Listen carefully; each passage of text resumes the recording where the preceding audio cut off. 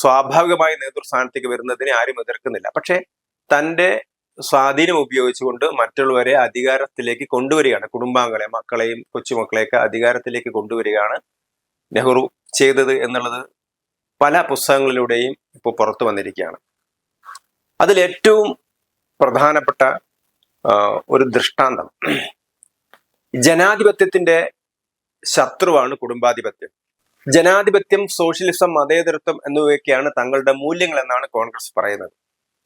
പക്ഷെ ഇവിടെ വളരെ വ്യക്തമായിട്ട് ചരിത്രകാരന്മാർ എഴുതി വച്ചിരിക്കുന്നത് 1937 ഇന്ത്യയിൽ വിവിധ പ്രവിശ്യകളിൽ തെരഞ്ഞെടുപ്പ് നടന്നിരുന്നു.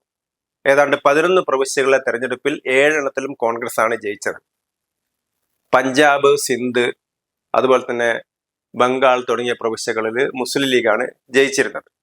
India from Curzon to Nehru and after എന്ന പുസ്തകത്തിൽ വളരെ വ്യക്തമായി പറയുന്നുണ്ട്, ഗോവിന്ദ വല്ലഭ പന്തിന് UP മുഖ്യമന്ത്രിയായി തുടരണമെങ്കിൽ, അദ്ദേഹത്തിന് വലിയ പ്രശ്നങ്ങളൊന്നുമില്ലാതെ ഭരിക്കണമെങ്കിൽ, നെഹ്റുവിന്റെ മുമ്പിൽ നിന്ന് തടസ്സങ്ങളില്ലാതിരിക്കണമെങ്കിൽ, ആ തടസ്സങ്ങളില്ലാതിരിക്കാൻ വേണ്ടി മാത്രമാണ് അദ്ദേഹം വിജയലക്ഷ്മി പണ്ഡിറ്റിനെ മന്ത്രിയാക്കിയത് എന്നാണ് പറയുന്നത്. അപ്പൊ ഇതാണ് ജനാധിപത്യത്തിന്റെ ഏറ്റവും വലിയ പരാജയം.